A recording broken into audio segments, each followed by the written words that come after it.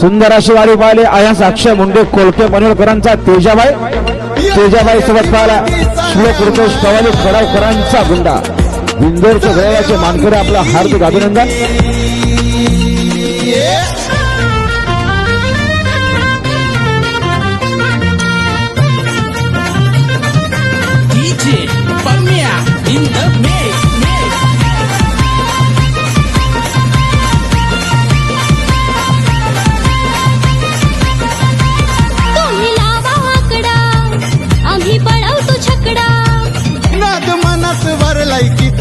नाद मनात वरलाई किती या शर्यती